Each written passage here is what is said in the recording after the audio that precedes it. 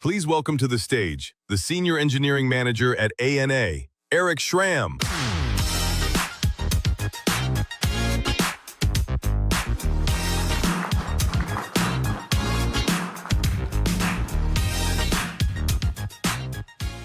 Hey, thank you guys very much. Quite the crowd here today.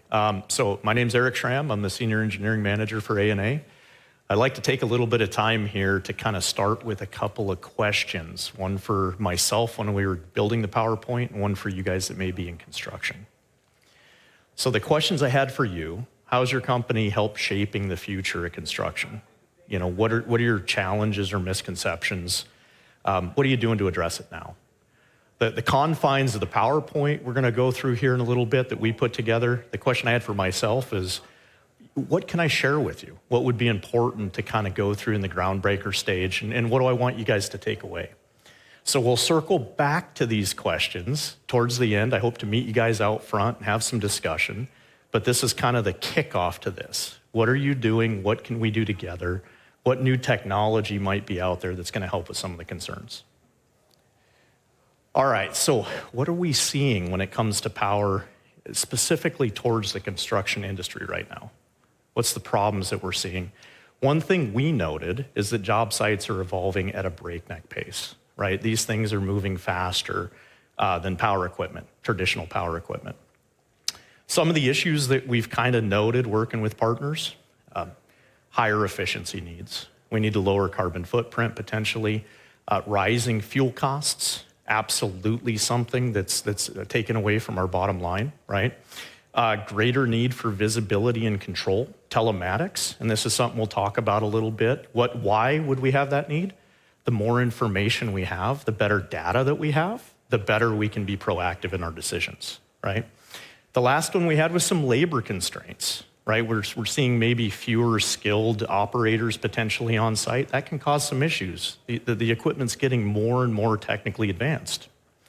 So the key to this, right, power systems, it's got to evolve. We really have to match modern job site needs. So through the course of this, I'm hoping that we can share some of that technology, generate some good questions, have some good discussions. So this next slide that we have up here today, I'm kind of going to talk about some of maybe the limitations and issues that you may be running into. Generators, if we look at how a generator is sized in construction, a lot of times I think it's sized for the worst case scenario, right? If we take a look at that, we may have a feeder breaker and there's a need for a mobile generator, and the only information we have is this size of breaker. So we're going to put something there that can handle that high peak load in its kind of worst case scenario. Actual job site loads, they do have a tendency to fluctuate through the day. So it's rarely ever the worst case scenario that we're seeing. What does this lead to? If we think about this, if we kind of hypothetically think about it, we have an expanding job site that it's growing or it's maybe reducing in size during the stages of construction. And we have this equipment now that is sized to kind of the worst case need. What's that do to that power equipment? In a lot of cases, it leads to massive inefficiency, right? So we're running these gen sets at a much lower optimal load. Excess fuel usage, we don't need near that amount of fuel to keep that power system running. Leads to reliability concerns. Anyone that's been out around gen sets in the last 10 years, something like that, might be familiar with Tier 4 final, right? What is Tier 4 final? It's DEF systems, emission systems, things like that. You run these generators at 5, 10, 20% load continuously, what do you have? We coke up all the emissions. It no longer can support the load. I have reliability concerns on a brand new generator. This isn't working out well, right? I'm starting to have some struggles. So we took a look at that and said, what can we do, right? As a company, how can we help this? We did identify that mismatch between really your design assumptions and real world uses are different. These loads are changing. Some advanced technology and emissions controls is causing reliability issues. Fuel is rising, right? All of these problems. So imagine if we kind of look at the graphs, we have some transient response graphs. These are how equipment responds to cyclical or high change in load. If we take a look at it, imagine if we could, what if we had a technology that would allow us to smooth out the power, only use the fuel that you need, save emissions, and reduce engine life and wear, and be able to be monitored so you can make better decisions. That'd be pretty nice, right? It'd check a whole lot of bases for us to really be able to deliver power continuously, good quality power continuously, while reducing operating costs and really reducing our total cost of ownership. So that was kind of the premise when we looked at developing some technology to help some of these needs. And what we came up with, a couple of concepts, was basically it's a hybrid and adaptive system design, right? This is engineered from the ground up with these different problems in mind. So it's a combination of your standard generator, reciprocal power, natural gas, diesel, what you've been using in the past, again, Tier 4 final, depending on the node size, combined with some energy storage, right? And we'll get a lot more into that. Smoothing load swings and reducing idle time was one of our key operating characteristics or principles. That's really, really what we wanted to go after. And the milestone was potentially being able to operate these engines closer to an optimal efficiency all the time, right? I want to get the most bang out of my buck for every ounce of diesel that I burn. So in a nutshell, we're designing for how power is actually being used on the job site. We're not just sizing it for peak demand, and we're trying to improve performance and reliability when we do it. So we did talk a little bit about that hybrid component, that adaptive system hybrid component. I do want to take a little deeper dive into it on how this could work. How does it function, right? So we know we have a reciprocal diesel engine or natural gas engine. We know we've talked about a battery system. Now it's a battery plus some inverters, right? A DC bus isolation. It's using a concept called cyclical charging. So the idea with this is your generator now becomes a battery charger. All it's used for is to charge up the battery. The battery in the inverter system then supports the load in a continuous power fashion, right? That's what we're doing. What are we seeing when we run this?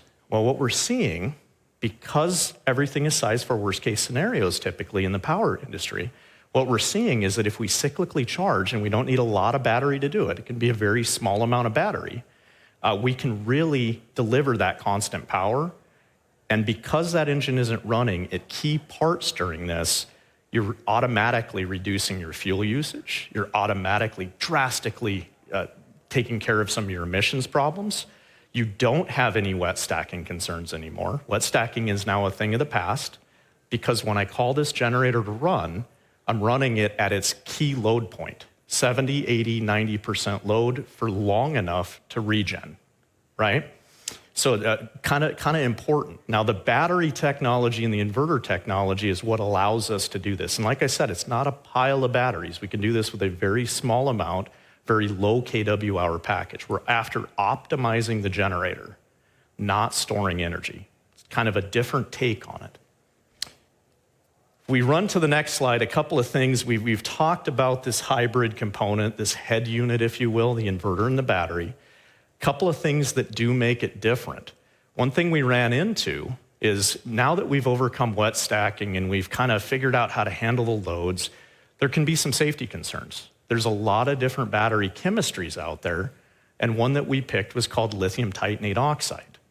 There's some reasons for that. It has a very, very wide temperature range. So now I don't have to have cooling or heating for the battery. It's on premise. It can take care of itself. The technology is rugged enough to handle those wide temperature swings.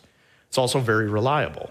It has about 20 times the cycle life that you would see from most other technologies, mainly something like LFP, which is kind of your normal battery technology. Very safe. This was a key component. LFP has a tendency to potentially hit a thermal runaway point. This is where it will ignite, and it will actually produce oxygen during that ignition, right? Lithium titanate oxide absolutely cannot do that. It actually cannot hit a thermal runaway point. In the design, we also wanted to make it simple to use, right? So one key place to operate, things like simultaneous single-phase and three-phase outputs, so you can run all of the loads on site, not just one, and you don't need a lot of step-down or step-up transformers throughout the location. The next piece for ease of use is parallel.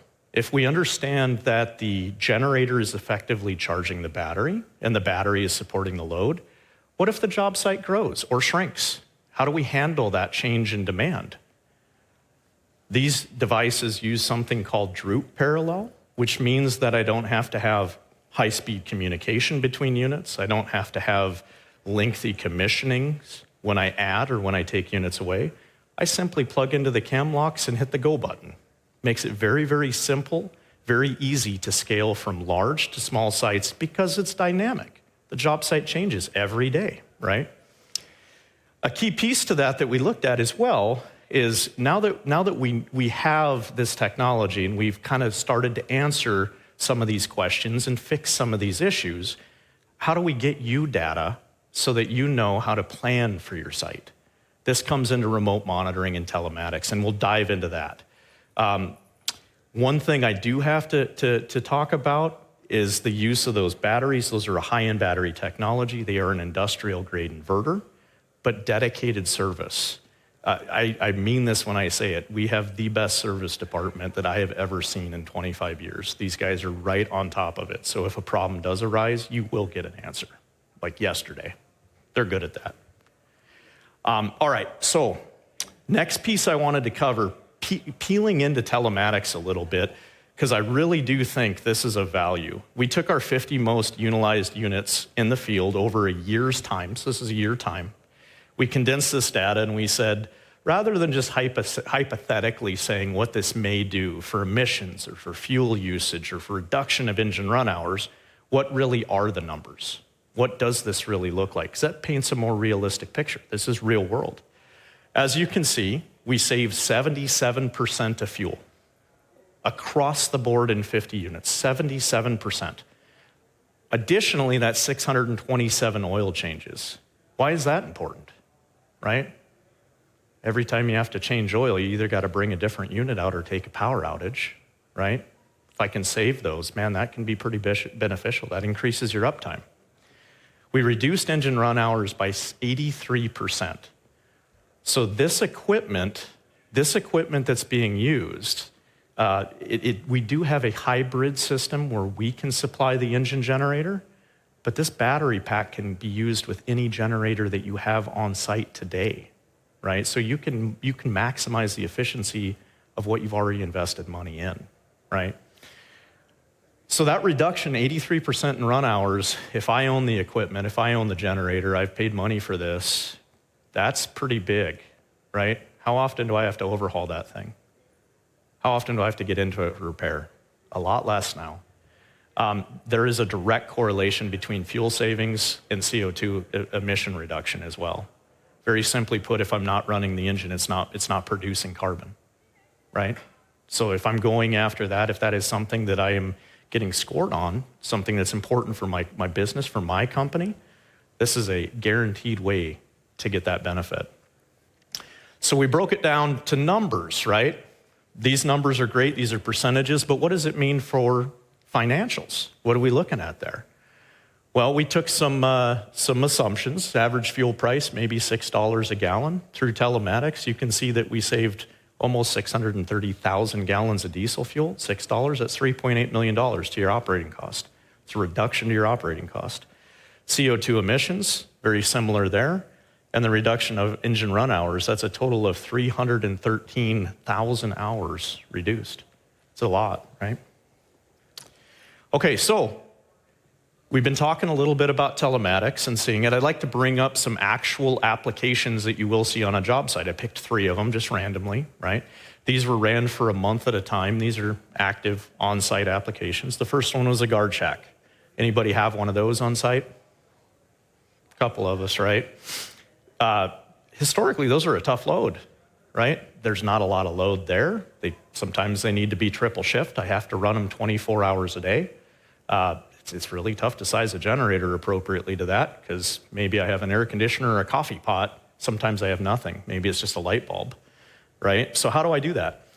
We applied a single 25, basically it's a 25 kVA hybrid system. So it was the diesel generator and the head unit, ran it for a month. And this is actually off of our telematics dashboard. So if you were to use the product, this is the view you would have. Really good savings, 66% savings in fuel, 84% reduction in engine runtime. And in that month where I would have had to service it, I didn't have to. Saved an oil change. And you can see, again, the direct linear correspondence between fuel savings and emission reduction, or CO2 reduction. Number breakdown, what we really saw, this was really interesting electrical load. Minimal load was nothing. Average was 2.7 kW with a max of 5.3.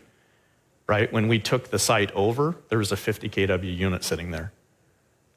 They're running a 50 kW at 5 kW max. That's incredible to me. The next application that we had was job site trailers, right? And this expanded and retracted as this site kind of took phase. This required active paralleling. So in this case, we had 3 units. We had 3 hybrid units here, and I believe it grew to 5 and it shrunk down to 2, but really that's disconnecting electric cables and dragging it off site. There was really no commissioning involved. Very similar there, 69% fuel savings, 76% reduction in engine run hours, 3 oil changes saved, and 70%, 69% reduction in CO2 emissions. Again, these are massive savings if you look at it over more than a month period. The last one that I had, this historically is a tough one. This was a self-erecting crane. Some people have those. For those that aren't familiar with self-erecting cranes, these are a difficult application to cover because they are high load when they're lifting, and they're actually a regenerative load when they come down. So you have to oversize the generator to have enough copper to handle the regenerative load, right? Perfectly suited for a hybrid system. Perfectly suited. The inverter technology will actually totally eat up any of that negative load that's coming in there. This was huge, 86% savings in fuel, right? 94% reduction in engine run hours. This is a absolutely perfect textbook application for this kind of technology. So a little bit from that, I did really want to dive in a little bit to some of the connectivity and the role for that, right? What is the role of that? This technology, everything has a price to it, right? But if we have real-time load, fuel, and system monitoring, if we have visibility into our performance and our utilization, we can now really start to make data-driven decisions, right, for deployment and sizing. It allows us to be proactive rather than reactive. We can cover that site as that site changes and morphs and moves and really make sure that we're as efficient as we can, and we have the data to prove it, right? So connected power systems enable us to really be smarter in planning. We're making fewer assumptions in the field. Why does it matter? Pieces that we had talked about, traditional systems, what we saw when we went out looking to build this technology is our customer base was struggling with high operating cost, limited visibility, reactive decision making. I need it yesterday, I'm having problems, I don't know where I'm at, why is this failing? By moving to being more data informed, we can lower those total operating costs. We have real-time insight, and now we can start to be proactive. The reduction in fuel consumption and emissions is a huge one. The reduction in maintenance and cost of ownership, I think, is equally important. And improved uptime and in demand, I think that's really important as well for us in these environments. So very simply, it's smarter, right? It's cleaner. The connected power systems are essential to meet the modern job site demands. It's something that we have to do today and in the future. So the last slide that I had here, I'd like to actually go one more ahead. We're going to go back to that first question. This is how we form the PowerPoint, and then I asked, what is your company doing? How are you helping shape the construction industry, right? What challenges are you facing? Are they some of the similar ones that we've seen that we're trying to address? And then how are you addressing them now? And were we able to share this emerging technology with you? Is it interesting to you? Is this something that might be interesting? So questions at this point, the questions, what I'll do is I'll meet you guys out front if you'd like to run through any of the questions, or please come by our booth. And I'd love to talk with you. We've got several members of ANA in the room with us today, so any of us from ANA, please grab us, talk about this product or emerging technologies or other ways or other struggles that you're having. I'd love to be able to fix them. Thank you guys very much for your time, and I appreciate everyone coming. Hope ConExpo has been good for you.